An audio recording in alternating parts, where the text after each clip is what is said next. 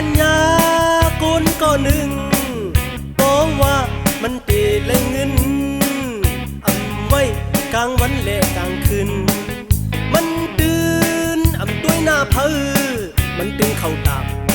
มันตื่นเข้าหามันอำกูอยากมันอำพี่อายมันอำกูตายกุยหน้า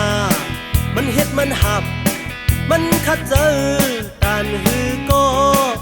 กุยกอมปอไล่นุ่งไล่กินมังปอกไปลิ้นแคบกินอำยาหันแม่นมากุนเสื่องนั้นมีตั้งนำหันแม่นมากุนเสื่องนั้นมีตั้งนำ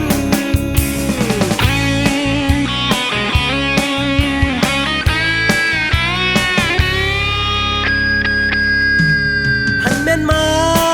กุนก็หนึ่งหันแม่นยา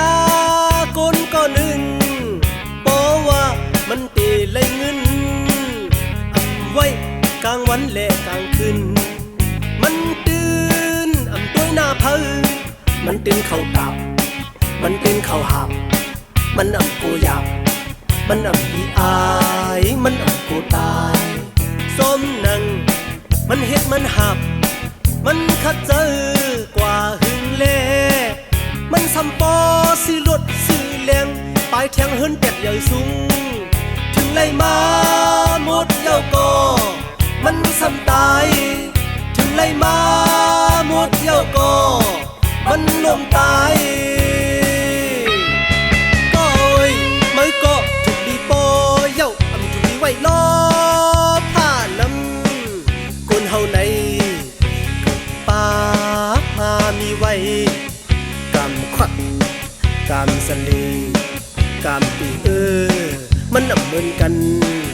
เพราะว่าสาตาขึ้นหมากอื่นเย็นเป็นคำคงยามมือ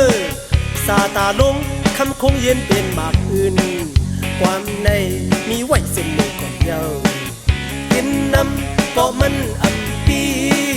เหตุการณ์น้ำก็มันอำนี้ความในมีไว้เส้นของเจ้าเตรียมเลยคัดเจอเหตุการณ์อำเจอ